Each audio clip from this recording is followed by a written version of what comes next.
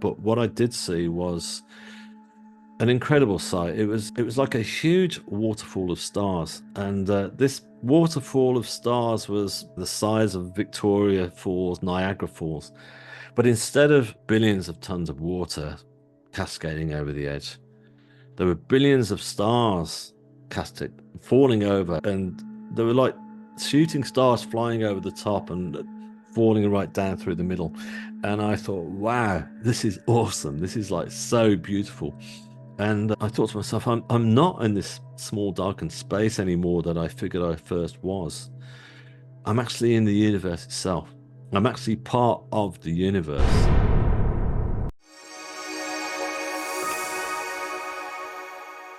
My guest today is David Ditchfield, who had a near death experience as a result of being drugged by a train. And on the other side, he encountered God, his spirit guides, and he saw into infinity and then became the universe. And when he came back, he gained new abilities to paint these images into creation. Over 1 million people have been mesmerized by David's NDE story. But today we are going to go below the surface to ask the even deeper questions. So, joining me today from the UK, David, welcome. Thank you so much for being here. A pleasure. It's great to be here. Thanks for asking me along. Yeah. So happy. All right. So, why don't we talk about what your life was like before this crazy near death experience took over? Yeah, well, actually, it was a complete contrast, I'd say, from where I'm at now. I'd started out really, I'd left school and I was struggling to get by because I'm dyslexic and I wasn't actually diagnosed with dyslexia. So I'd failed pretty much most of my exams, all my academics anyhow. And so I left school struggling to know how I was going to get by. At my school, they said, look, there's only one route you're going to be able to go, and that is to work in factories or doing manual laboring work and stuff. So I said, okay. And I wasn't really cut out for that. I was no good at doing that kind of work. So I decided what I'm going to do, I'm going to move to London. I'll move to London and just try and go for it. Just really make a go of that. So I did. I moved to London and I fell into a really good social circle, people who were mainly working in the music industry and that kind of stuff. And they were doing really well for themselves. And I figured, hey, this could be my door into a much better life. But that door never seemed to open for me. It's really odd. I just thought, why not? Why not me? Come on. To get by living in London, I was just picking up day-to-day work, working on construction sites, I was working in restaurants, washing up in kitchens, anything I could lay my hands on to get by. I started to run out of this work because, like I said earlier, I realized I was no good. I was working on construction sites, and after a couple of days, I realized I was not keeping up with the pace. So I was running out of money. I was running out of all my options, and I started to drink quite heavily. I mean, a lot of that is to do with the fact that to pick up work in London, you would have to start off by you go to the local pub, the local bar to hustle work with the site managers. But yeah, so I started to drink heavily, and that was eating through my capital. So I got to the stage where I was about to be evicted from my apartment. I was down to my last £10, and so I'd hit rock bottom. It was like the darkest hour for me, quite literally. And it was at that stage that my sister and her young family were living out in the countryside in Cambridge. And my sister said, come and stay with us for a couple of weeks. You need to come and just chill and get yourself grounded. So that's exactly what I did. And it was there that my life was really to turn around. It was I'd met somebody, I'd somebody called Anna who was to figure quite heavily in my life from this point on. And it was just a few weeks before that. And we kept in touch by phone and stuff and were texting. And she wanted to come and visit me. So I said, yeah, sure. So she was up for a couple of days. She got to get back to London. She got an appointment and I took her down to the rail station in Cambridge. And it was a cold February afternoon, sorry. And there wasn't a cloud in the sky and it was ice cold. And I helped her onto the car with her bags and I gave her a hug. and a kiss to say goodbye. And we heard the emergency buzzers going for the doors to close. She said, "You better get off." I said, "Yeah, I know." I'd stepped back, and as I did step back, the bottom corner of my coat got trapped in the doors as I slammed to. I couldn't pull it free. It was wedged right in there. And I called out for a guard, but I didn't realize there was no guard on this particular route. So nobody appeared, and so I tried everything. I was banging on the doors, hoping the driver might hear me or see me, but no luck whatsoever. So it was at this particular point that I remember hearing the engine started to roar, and I felt this kind of sense of fear running right through me. I figured at this point, wow, this could be it. I felt like I was facing death. I was looking death right in the eyes for the first time in my life. And I was terrified, of course. And so was my friend. I could see her through the glass doors, and she was looking right back at me. And I thought, oh no, this is not good. So anyhow, the train started to pull out the station at great speed, I might add. You don't realize how fast these trains pull out of stations until you're attached to the outside of one. I lost my footing. I was dragged along the platform, and then I was eventually pulled between the speeding train and the platform edge. And I went under. I was sucked right under the wheels. And I was tossed around relentlessly, I was suddenly felt like I was a rag doll. And I was just, it was like being pulled into like a very violent machine. It was like being thrown into a washing machine at full spin. I went into fight or flight mode and I decided to fight. And so I was fully conscious throughout the whole of this ordeal. And I was eventually thrown down in between the tracks. I was it face down in the gravel, and the train seemed to be going on still. I could hear the clatter of the noise of the metal and the grinding of the wheels at full pelt. And eventually it moved on. And there I was lying in between these tracks. And I couldn't believe that I'd survived it. I couldn't believe I was still alive.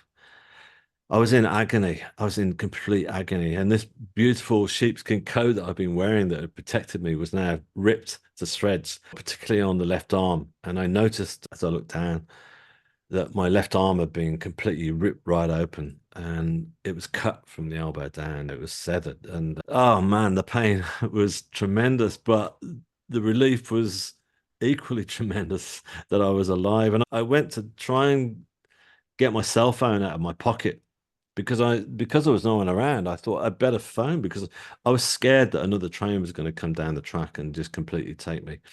Oh, I never So even thought about that. That would be equally as terrifying. yeah, exactly. Especially when you're right down there, because it's like the drop between the platform edge. I'm sure it's the same way you are in the US. Is quite deep, and it's a 6 foot drop. And so I was laid there on my own on this track, and I pulled my cell phone out, and of course it was smashed. And I thought, oh no. But thankfully, the emergency guys arrived really quick because there was a small hospital around the corner. And they jumped down on the track and they started cutting through my clothes and they reassured me that there was no more trains coming, that everything had been stopped. So I said, by a miracle, they got me from that drop and on a stretcher and onto the platform and in straight into the back of an ambulance. And I remember the doctor in the back of the ambulance saying to me, "Look, we've just come from a small hospital, but the one that's really going to save your life is a 25, 30-minute drive. Can you hang on?" I said, "Yeah, of course, let's go." So the siren went on and we just flew down the highway at full pelt.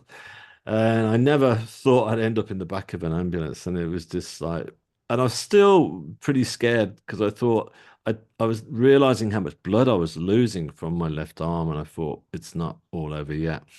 And when we got into the hospital, there was a whole team of medics waiting there. And they got to work on me straight away. And I could hear the fear in their voices, and I thought, I don't know what they're talking about. It was all science, of course, to me. It was all, he needs a so and so, and that, this, that, and the other. Hand me this, hand me that. And I thought, wow, this is pretty scary.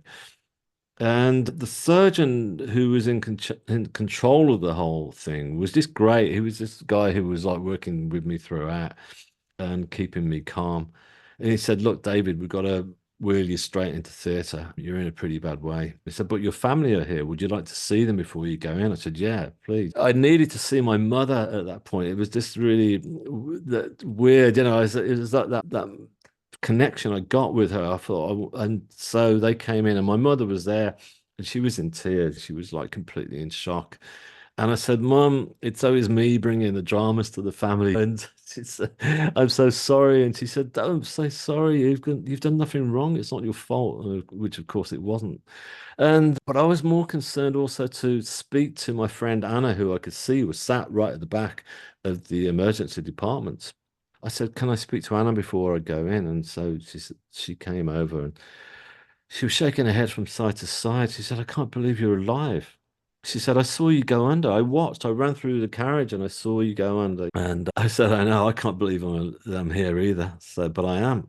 And it was at that point that I left all the drama of the hospital. I left all the sort of the intensity of it all the noise. It seemed so noisy, and the light in my eyes was really bright.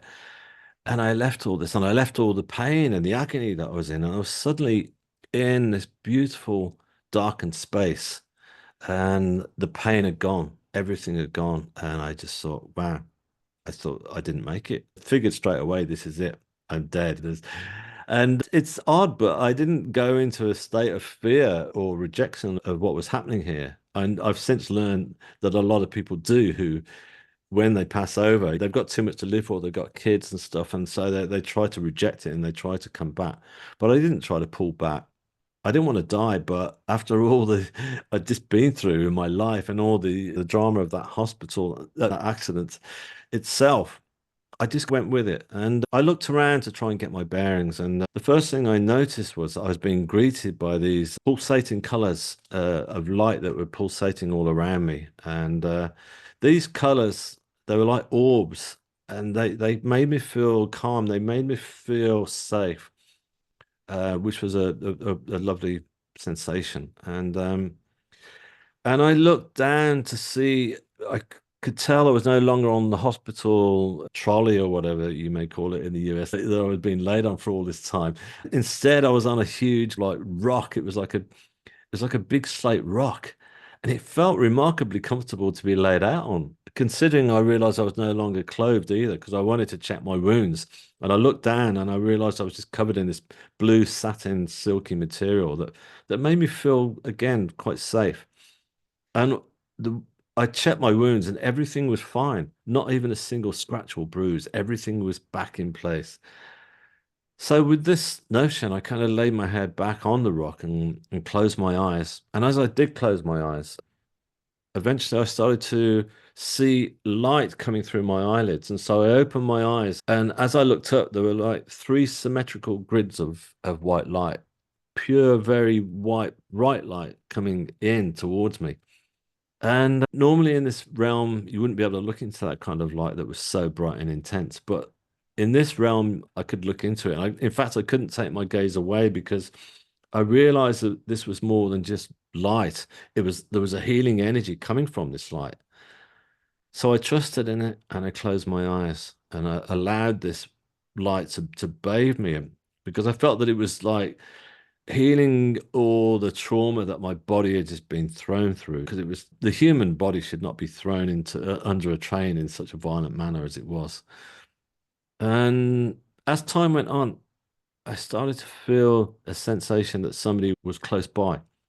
And so I opened my eyes again. I lifted my head, and just beyond my feet was this person, an androgynous person, stood there wearing a very simple contemporary black t-shirt, nothing too ethereal, just this black t-shirt with this pure white blonde hair and skin that was radiating light from within. And I looked at this person and I knew she or he, because I say she or he, it was totally androgynous. And I said, I know you. Where do I know you from? I just know your face. I couldn't pinpoint it. And this person just kept looking back at me and smiling with a knowing smile and saying nothing. But that was fine. I just laid my head back again and closed my eyes. Then I suddenly felt there were more people had arrived, and I opened my eyes again, and either side of me there were two female forms. The girl to my right again was wearing a very simple contemporary brown dress, and she got long hair and dark skin. Whereas the girl to my left was wearing a more traditional white dress, and she was more maybe South American, American Indian, or Asian Indian in appearance. And anyhow, they both had their hands hovering over the contours of my body. And as they hovered their hands over, I felt that they were also healing me, but this time they were healing deeper. They were going beyond just the physical wounds I'd been through. They were healing all the emotional wounds that I carried with me throughout the whole of my life, that we all do. We all carry emotional baggage, don't we? So I felt that they were just getting right down to source. They were like taking all these layers of baggage off me bit by bit, and they were getting right down to the pure essence of my soul. And it was such a liberating feeling. I just felt complete for the first time in my life. And I felt lifted and of all that weight that I carried. So this was a tremendous feeling. So I just laid my head back and closed my eyes and went with this. And as this sensation went on, I suddenly started to think about my family, and I started to think after seeing how shocked they were and how upset they were. And I thought, they're going to be really upset now because clearly I am dead. So I tried to edge my way over the side of this large rock that I was on, hoping to see them. And I looked down, and as I did look down, I couldn't see them at all. But what I did see was an incredible sight. It was like a huge waterfall of stars, and this waterfall of stars was the size of Victoria Falls, Niagara Falls. But instead of billions of tons of water cascading over the edge, there were billions of stars casting, falling over, and there were like shooting stars flying over the top and falling right down through the middle. And I thought, wow, this is awesome. This is like so beautiful. And I thought to myself, I'm not in this small darkened space anymore that I figured I first was. I'm actually in the universe itself. I'm actually part of the universe. So again, this was an incredibly liberating feeling. And I looked down and I tried to, it's like my gaze was trying to focus on the infinity that I was looking into, because I felt I was looking down through one galaxy into another. And as I tried to fix my gaze, I realized that the colors were forming, nebulas were forming, beautiful formations like I'd never seen before in my life. Because for me, I'd never taken any interest at all in astrology or astronomy, I should say. And to me, I just walked down the street, and every now and again, I'd look up at a darkened sky and see the stars sparkling at night, and that was it. But no, these were beautiful formations that I was seeing right before my eyes. So I thought, wow, I just tried to hoist myself back over again. And I figured, okay, I can't see my family, but that's all right. I will hopefully see them again on this side. And if I don't see them, they're going to be experiencing all the wonders and the beauties that I am right now at some point themselves. So there was no sense of guilt or worry or any of those things, even though I loved them dearly. All those emotions didn't attach themselves to me anymore. I was free of all that. So I decided to lay back again and continue to be healed, as it were. And then the healing energy that was coming from the hands of the healers and from the three symmetrical grids of white light was suddenly intensified. And I felt every single molecule of my body start to vibrate with this healing force that was coming through. And I lifted my head once more, and there beyond the androgynous being stood at my feet was this huge tunnel of white light that was coming towards me. It was coming right through the stars, through the universe, and it was huge. It was like it was surrounded by very dramatic flames that were slowly circulating around the edge.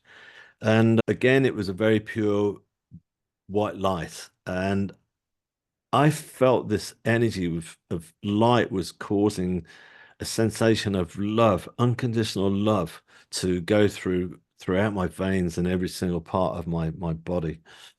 And I thought, wow, this is remarkable. And I thought, what's happening here? And I was starting to get messages coming through, telepathy, you might say. And I was being told that what I'm experiencing now, what I'm looking at, and what I'm feeling is God. This is the source of all creation, not in the form that had expected God to be in what I'd seen in the school textbooks, the guy with the long beard on the ceiling of the Vatican. No, this is God in this beautiful, huge tunnel of white light with these surrounding flames, and there was no sense of fear, even though those flames were really quite powerful, because there was no sense of fear at all. And it was at this point that I laughed, and I laughed with sheer joy, with the knowledge of what I was now looking at, that I suddenly came crashing back into my body. I was back in the hospital. All the pain started to run through all my veins and muscles and bones. The beautiful light I was once looking at was now the fluorescent strip screaming into my eyes. The noise was just like overkill. But I was still filled with the joy and the wonders of what I'd just seen and felt and experienced. Wow. So you are in this surgery when all of this happens, and at some point, you obviously come out of the surgery. Do you remember your first conscious thought about that experience on the other side? Yeah, I do. I'd actually not gone into surgery yet. I was still in the emergency department. Oh. So yeah, so I was waiting to go into surgery.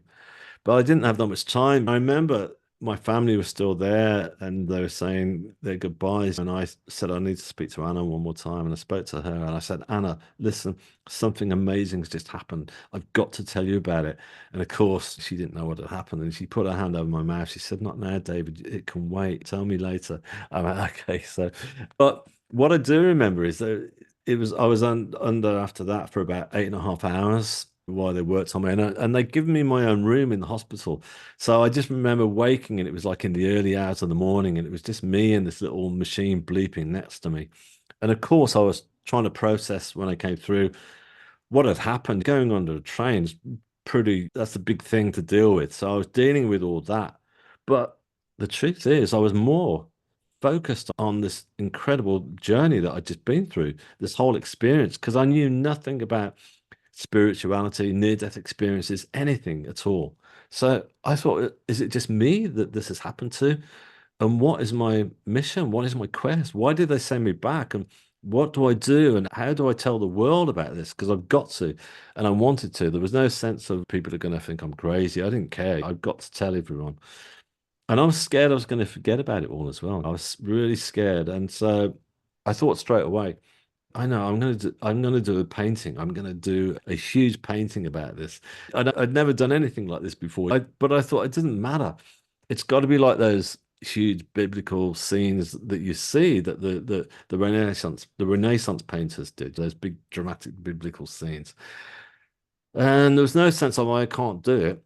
I thought I'm going to do it. I'm going to do it as soon as I'm out of hospital. That's it. So I remember the nurses coming in, and I had asked my sister to come to visit me the next night. I said, "Can you?" She said, "Is there anything I can get you?" And I said, "Yeah, can you get me a small A5 sketch pad and a pencil?" And she went, "Okay," thinking. All right. So I remember the nurses propping me up in bed, and I started to sketch out straight away because I was so nervous about forgetting it all. And of course, I never did forget it, but those sketches were just so faint. I've still got them. I can't even show you them now because I was just so weak. I was just like literally scribbling them out. But anyhow, yeah. So that's how I felt. A sense of having a mission and wondering what that mission was. Wow. So I one of the things that really struck me is that you said you were not worried about anybody thinking that you were crazy. And I'm imagining the reason you don't care about that is because of the realness of how that felt. So can you talk a little bit about how that experience compares in how we feel when we're in our body? Because sometimes people talk about I had a comment the other day on my channel where somebody said, these people, I think that they're just having a dream. And I'm like, I don't know very many people who have a dream and come back and change everything about their lives. But over and Mm. over again, the people who have near death experiences talk about how these are so real that they're seemingly even more real than the lifetime that we're experiencing. The way that a dream feels less real to us compared to an NDE, life feels less real. So, will you speak to that a little bit? Yeah, sure. It's absolutely true. I mean, for me, a near-death experience is I describe it as being ultra real. It's beyond the sensation of realness we feel here compared to dream state. And so that's why I've never forgotten it, because it's also more than just a visual thing. It's just like there's all your senses are very open and aware. And like I say, there's no all the negative emotions that we take with us throughout our lives, all those are dispersed. And the most predominant thing about it all is that there's no sense of time. The time didn't exist. It was all literally the present moment. It's all about being in the present. Because I realized that I remember when I was lying there, I remember thinking to myself, I'd spent so much of my life concerned either with the past or the future, worried about past mistakes I'd made or worried about doors that opportunities that I'd missed, or I was concerned about the future, like obviously in my life, worried about where I was going to go because I was broke. But in that realm, all that didn't matter. They just became stories. Whereas the whole thing about it is it's the present moment, and that's the one that exists. But the other thing about dreams as well, because obviously I dream just like everyone else, and you realize that dreams are more chaotic, and not only that, they change over time. If you remember, we've all had dreams we can probably remember maybe from childhood, and we still remember those dreams, but we'll find that the story that we tell from that dream changes as time goes on. It gets slightly warped because it's chaotic and it's not that it doesn't have that ultra real sense that a near-death experience holds. Yeah. Okay, that's really super helpful, I think, for a lot of people who are trying to decide, what do I think about all of these? Let's go back and talk a little bit about these beings that you encountered. I want to start with the androgynous being. You had a lot of time, this happened a little while ago for you. Do you now have a sense, because you said you recognized the being, but then you couldn't really place who it was? Who was the androgynous light being? Well, initially I thought I trusted totally into this being. I thought this person feels like the gatekeeper to what's happening here, whatever's going on. And I have realized as time gone on, is that androgynous being is my higher self. That's why I was so familiar with that person because that person was in my higher self. So that androgynous being is with me throughout now and has been throughout my life and previous lives or wherever. Yeah. But the other two beings that were there, they're still with me. They're working with me. They're my guides. We all have our guides. We all have our guardian angels, as we call it, that are working with us. And we do. And we can call upon them. And I'd never been able to do that before. I could never call upon anything like that. I'd never tried to. There was only once, just before I got evicted, that I just put my hands together and tried to pray. And I didn't know who I was praying to. And I just said out loud, whoever's out there, whoever I'm praying to, please, please help me. And it was an absolute call of desperation. Whereas now when things go wrong or if I need any help or whatever in my life, I find that I can call on my guides and I call on them, all three of them, for help. And I don't there's no sense of course, that there's a humbleness to me asking, but there's no sense of can I ask? Because a lot of faiths make you feel like a sense of you're slightly oppressed, and it's not always easy to ask for help directly. Whereas I feel that's not the case because that's what I learned in that other realm that. It was nothing but unconditional love that I was feeling. So there was no sense of shame or me feeling small, I'd messed up before in my life or anything like that. Quite the opposite. So I feel that it's easy for me to call upon them and ask for help. Even the smallest things, there's nothing wrong with asking for that. Yeah. Oh, I think that's super helpful for the people that are listening, because most people aren't going to have a near death experience. And again, hearing the wisdom that you have brought back from you from this experience. So let's talk a little bit more about the higher self. I talk about higher self a lot on my channel. And how, in your experience, does your higher self compare to the David that I am sitting here and talking to today?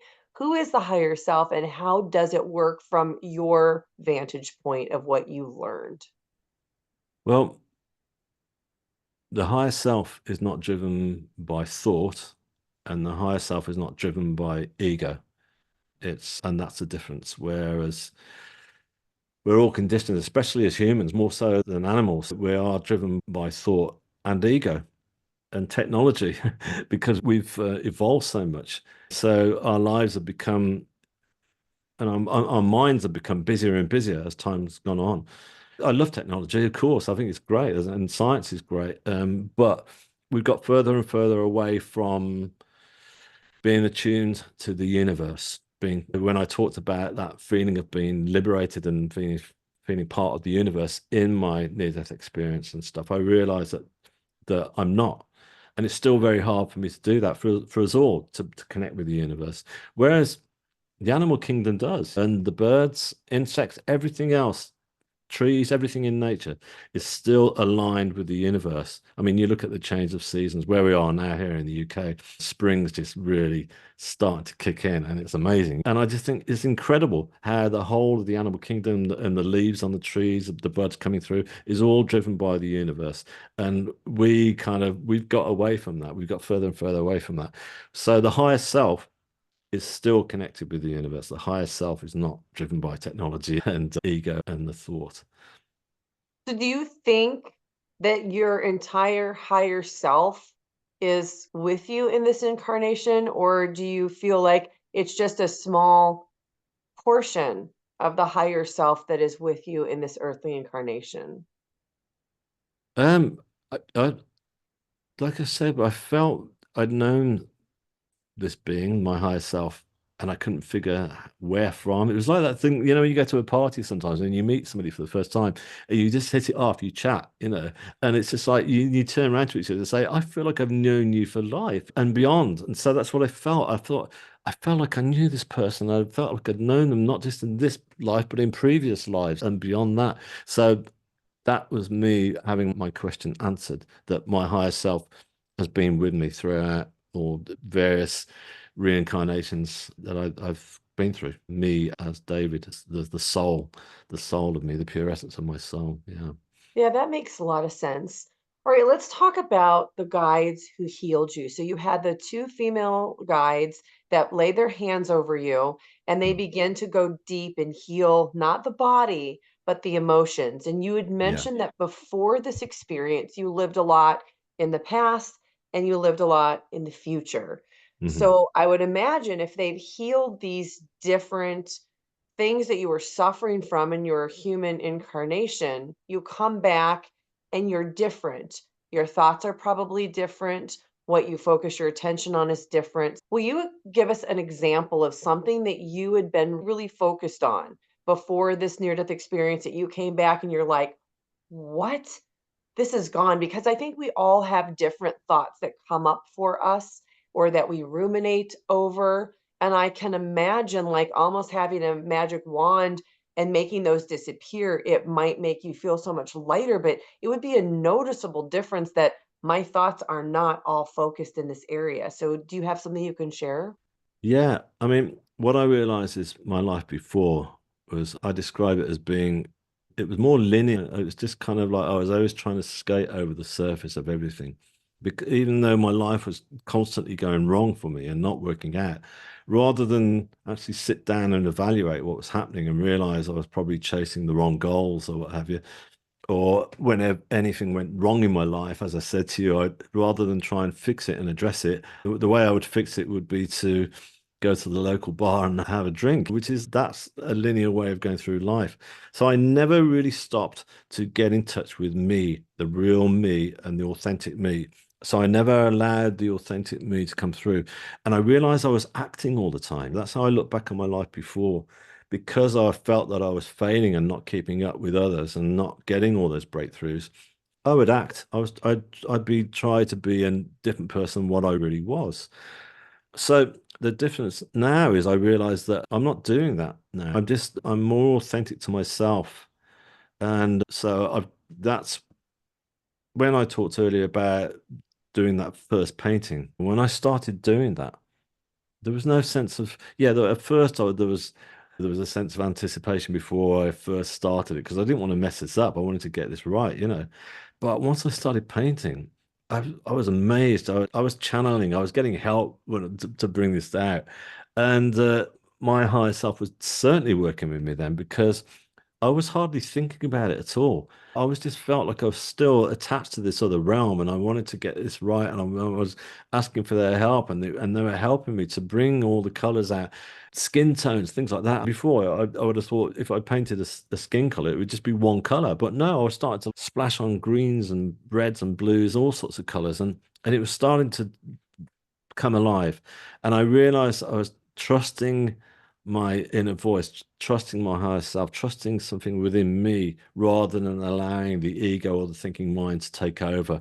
And if I'd have done that, it wouldn't have come out anywhere near as good as it finally did, that painting. Wow. Well, what practical advice can you give to the people that are watching who are not going to be drug under a train, hopefully, You who don't are need to not be. probably going to have a near-death experience Yeah. to get into how do you, what process can they use to try to get more in touch with that present moment instead of, their mind being so consumed with the past Yeah. and the future? Okay. What I would say is that we've all actually been given a bit of an example of this with the pandemic. You know, when the pandemic happened and we all went into lockdown, it was like I felt, I remember when that happened, I thought, wow, this is kind of like this is giving the whole world an opportunity to stop and do exactly that. Because and people were, people started going on to Zoom, or people I knew and people in on social media and stuff. And suddenly people were posting up on social media saying, hey, I went for a walk today. I walked down the street and for the first time I heard birds singing. I was looking at the trees. Everyone was stopping. The busyness of life had stopped, and so they were able to start taking in what was around them.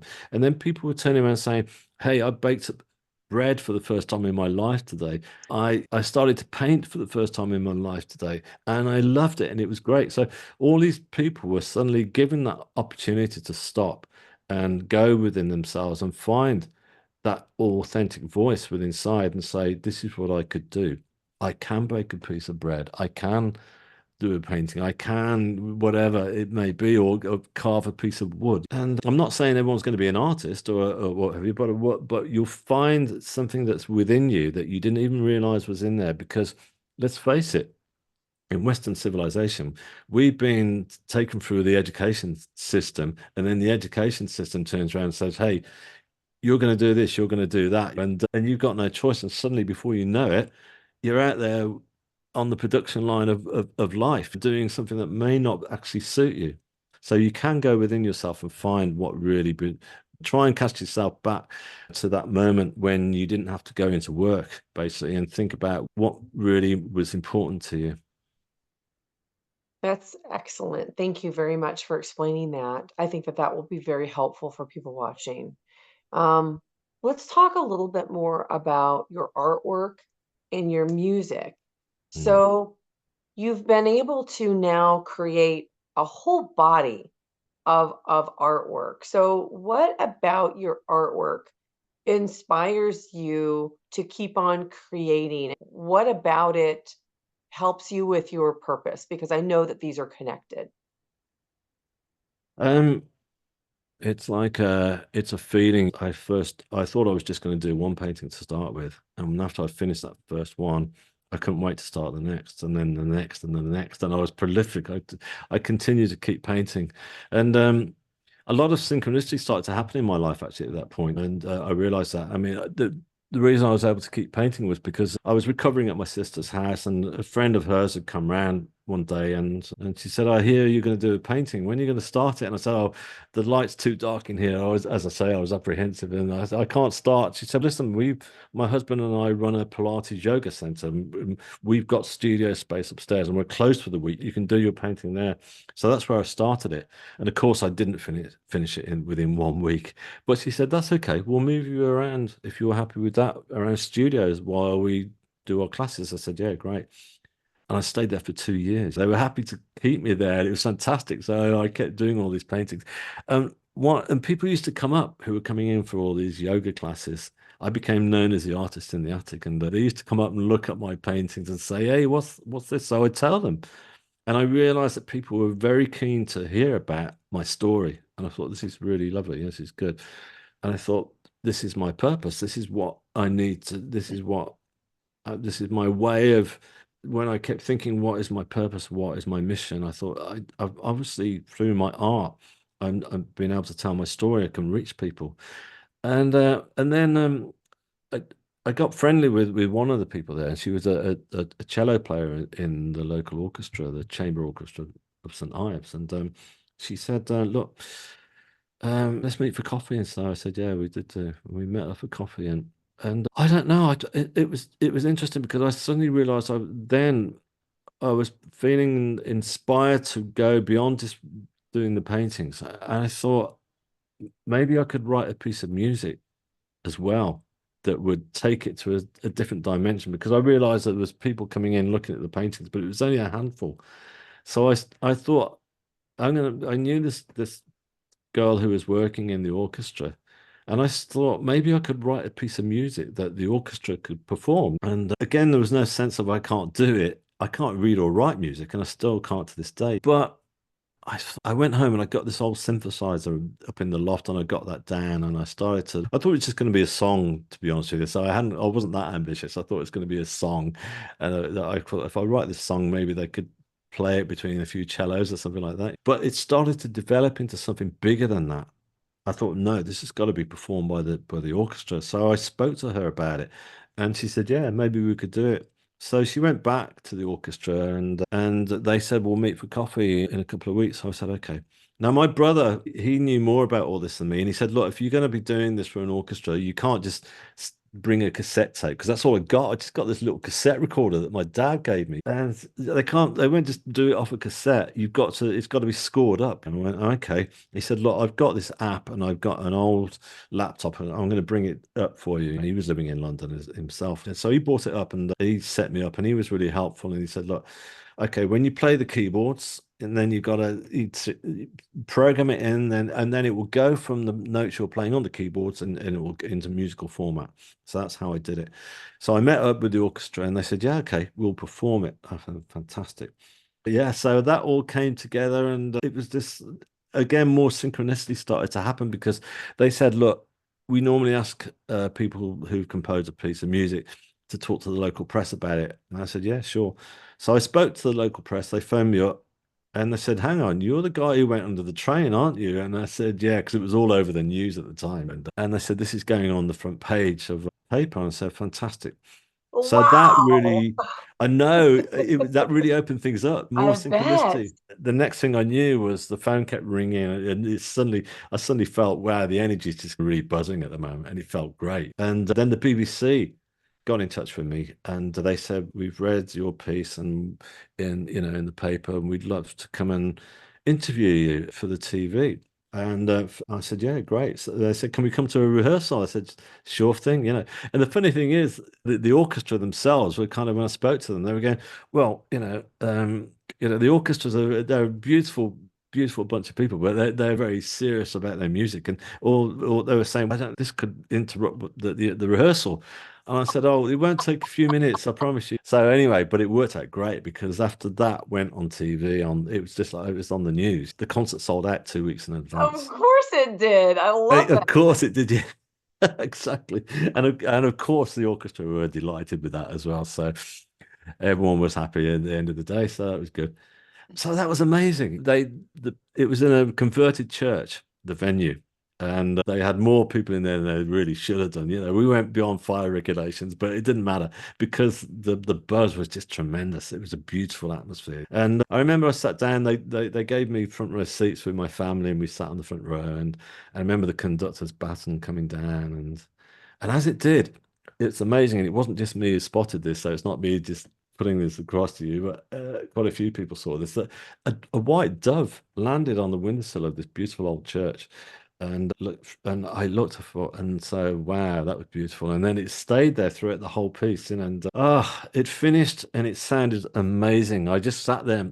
And I wasn't nervous. I just enjoyed it. It was like hearing what I'd written on those three little fingers on, or whatever it was, on that little old Spanish synthesizer, was now this beautiful three-dimensional sound. And I thought, this is it. I'm reaching out to people through my music, to a whole packed audience, and it's fantastic. People had already come along, they'd read that it was about my near-death experience. And so quite a few people who'd had NDEs or were questioning it had come and turned up and came up to me afterwards and spoke. But anyhow, it was just amazing. I remember my mother throwing her arms around me, and she was crying again, but this time it was tears of joy. And she said, David, that was just beautiful. I said, thanks, Mum.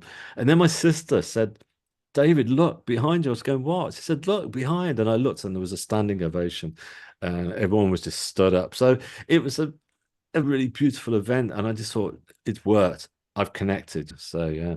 Oh my gosh, I've never heard you tell that story before. I'm so happy you did. When you talked about the dove, I immediately got goosebumps, and then I don't know why it made me start to cry. So there must be something energetically about that. And then I got goosebumps again when you had the standing ovation. So I'm curious, did you actually hear any music when you were in your NDE on the other side? That, yeah, I get asked that a few times actually. No, I didn't do. I didn't hear music at all. I didn't hear anything other Do you than think the this music comes from the other side that you've created? it comes from me, from within me, from it's partly me, but it's partly I know that it's far more than that. I couldn't have created all this. It's even the conductor of the orchestra said to me, I said, you must have written loads of pieces of music. He said, no, he said, you don't understand. It's mind-boggling that you've done this, that you've written for a whole orchestra. There's like loads of different instruments and loads of different textures of sound, and you managed to make all that work and bring it all together.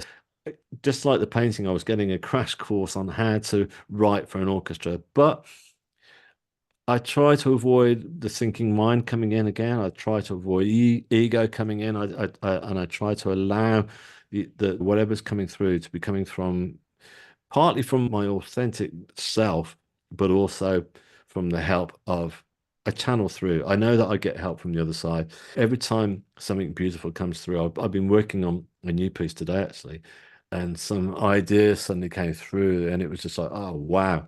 And when I get those oh wow moments, I just suddenly stop what I'm doing and I just look up and I go, thank you so much, thank you. I never stop thanking because I'm just the gratitude is just is overwhelming for me. It's such a beautiful moment to hear something back that you know that it's not just coming from you or from your thoughts, that it's because I'm enjoying it as well. Like I said, I enjoyed the performance.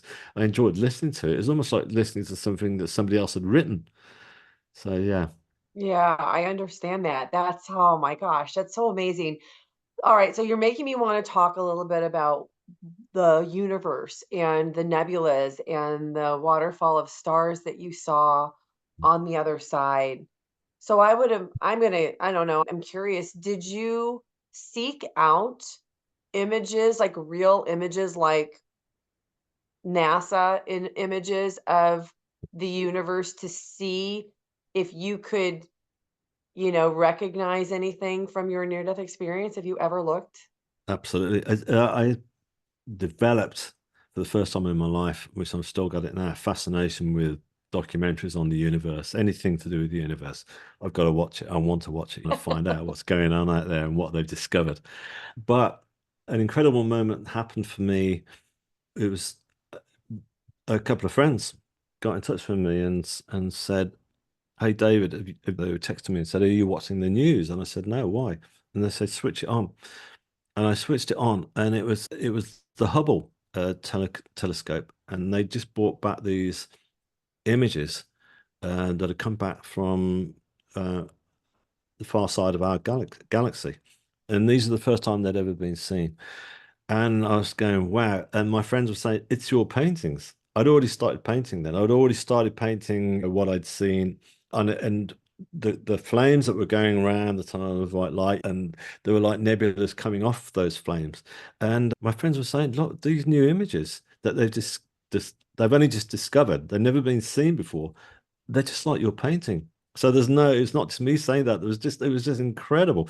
So it was a lovely moment of validation for, wow, that's Yes. incredible. It just goes to show. And like I said to you earlier, I got no interest at all in astrology. I didn't, I thought the universe was just made up of blackness with twinkling white stars, and that's it. I didn't realize there were colors. Well, I don't think a lot of us did. You know, I mean, all those images that are coming back from the telescopes they got now, they're so it all we're seeing is these incredible, beautiful, majestic sort of, gases and colors and nebulas that are beyond belief. Yeah. Wow, that's so incredible. I love that kind of a validation for you. Yeah. I think it makes it not just more real for you, but I think it makes it more real for everybody who's listening to your experience.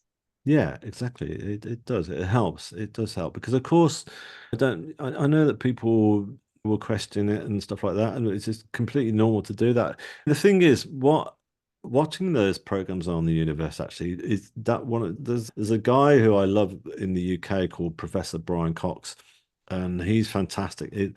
And I was watching a program one night, and he was talking about black stars and talking about the universe and our galaxy. And he turned around and he said, look, I'm a scientist and I shouldn't really say this. He said, but even though we're discovering so much more now about the universe, we're only at the tip of discovering what's out there. We've only got a small amount of knowledge of how the universe is constructed and how it was constructed in the first place. And I thought, well done for saying that, because most scientists were saying, this is the answer. This is the scientific answer. And so basically what I'm trying to say is that we're all programmed to think there should be a scientific answer to everything, and there isn't. And this is what he's saying. Yep, So I yeah, right there with you for sure. I feel like the more I do this, the more experiences I have on the other side, the less I actually feel like I understand. yeah, yeah, exactly. That's it. So it's good to just step back and think. I'm not turning around to. I don't. Of course, I don't. I'm not preaching anything to anybody. So that's the last thing I want to do. People don't want to believe it. That's fine. I've got no worries about that at all. But I think it's worth sometimes stepping back and acknowledging that science hasn't got an equation for absolutely everything in life. Another thing I always say as well, I said, look, there's never been a scientific equation for love and why we fall in love or why we love our sons, daughters, mothers, siblings, what have you. But we don't question that, do we? We accept that love is there, that it happens, and we know that we're going to fall in love and and all those feelings of love are there all the time. And we know that's more than just a scientific equation, but we accept it. So, you know, it's like death itself. We don't talk about death at all, do we, in Western civilization? It's never broached, it's not like I'm trying to say that we should be talking about it all the time. I certainly don't want to do that, but I think we should at least embrace it because it's going to happen to us all. There's no escaping that whatsoever, And we plan for everything else in life. We plan for birth. We plan for marriage, even our driving tests or whatever, but we don't plan for our death. And I just figure that even if it's a small amount of time, it's good to stop and embrace it, that it is going to happen and think about it and listen to people talking about their experience with the afterlife and what have you. So do you have a fear of death after this experience? No, I don't. That's it. I don't fear death because it's never been a question of me fearing it. Because going back to what I said earlier, the ultra realness of it all was just more real than this realm for me. So there's no sense of I'm quite happy to stay here and continue with my life as long as I can, obviously. But yeah, I've because also I realize that people not only fear their own death, but they fear the death of their loved ones and what's happened to their loved ones who passed on. I've had a lot of people get in touch with me about that because And it's quite, I really feel for them because a lot of people have lost their say their mothers who they've been very close to, and then they turn around and say, I'm just really scared that my mum's just in this complete dark blackness and she's alone and stuff like that, so it's kind of good from that point of view as well for me to embrace that, which I've had to. I've lost people since in my life, and so it's helped me to be able to deal with that. Obviously, you know I'm human as well, so I've mourned the loss of those people, but it's helped me a great deal to know that it's not the end of the journey. That it's only the next stage, basically. That the soul continues on. Yeah, I love that. I think that that's super comforting for people who are listening, and I think it's a big reason why people tune into these stories because they're looking for those confirmations. So since you mentioned Absolutely. love, I think the last thing I really want to ask you about is you encountered source. Now I've been doing this for a while. I've read, listened to a lot of NDE stories, and not everybody has that experience. So from the state of love and from source and what you felt, can you give us a little bit more about how you think source works? What is it? How are we connected to it? And how did it feel? Mm. It felt it was a very, very strong sensation of love, and it was like it was all the different forms of love that I'd encountered in my life, whether it was the love of my mother, my father, my lovers, even my pet cats or whatever. All those different types of love, because there's so many different fractions of love, and it was all encompassed into one, and it was just coming right through. And this love was just like totally unconditional. And I'd carried a lot of guilt and a lot of shame with me throughout my life because I felt that I'd messed up so much. I never stopped to actually look at the other people who might have been involved in this equation rather than just. So I beat myself up a lot basically throughout my life. And all that had gone, all those feelings of shame and guilt and feeling that I'd messed up or I stopped beating myself up, and I loved myself also. All this because it was such an overwhelming power of love that was coming through the hands of the healers, coming from ultimately from the tunnel of white light. It was unconditional, that love, and what I realized was that we're all loved, that more than we realize, and not only that, that that we're all part of the universe. That the Going back to the animal kingdom thing and nature, they're all part of that universe, and the universe doesn't want us to fight. It doesn't want wars. It doesn't want hate and stuff, or guilt and all those things. It wants us to keep creating. That's why nature all new leaves and buds reappear every spring. That is all down to the source and the universe itself driving forward. The universe is moving forward at great speed, and it's taking us with it because we're part of it. And so it's just remembering that, remembering that all that love and that power is within us. If only we could let go of our thinking minds. If only we could let go of our thinking minds. Yeah, it's possible. It is That's why we do possible. meditation. That's why we do meditation. And spend time in nature. Yeah, and exactly, which is it's pretty much the same thing. Yeah, yeah, Yeah. Oh my gosh. I have so thoroughly enjoyed this conversation. So I'm sure that people that are watching want to see more of your artwork, want to listen to your music. And I know that yeah. you've written a book. So tell everybody how they can connect to you. Sure. Okay. Well, my book, for starters, it's called Shine On, which is that's still out there now. So my website, you can go to either shineonthestory.com, or you can just put in davidditchfield.com. Actually, if you just go there, you've got my name. And if you start off there, you can listen to that very first symphony that I wrote, because I've written quite a lot since. So you can listen to that one for free. You can stream it.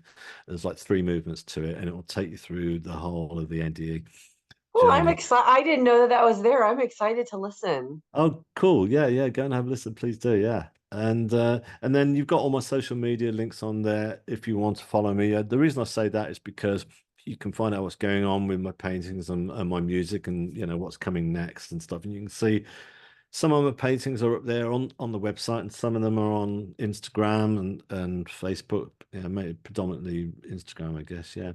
So yeah, there's a whole new body of paintings that I'm putting together now. So I would say follow me on social media if you're interested, because I'm going to be sort of like unveiling all that, as it were, throughout the year. So yeah. Oh, I love it. David, thank you so much. I'm so glad that you felt compelled to share your story. I'm so glad that you felt compelled to paint into reality these amazing images that you saw on the other side, and to create this beautiful music and keep spreading your messages of being present and that love is all there is. And I am just so grateful for what you are putting into the collective consciousness to help evolve this planet. So thank you so much. Bless you. Thank you. It's a pleasure. It's been great chatting with you as well. Yeah, thank you. And thank you so much, everybody, for watching. Next up, check out this playlist of other NDE interviews. Please like and subscribe. It really helps this channel to grow so I can bring you more content. Thank you for watching. I'm so glad you're here.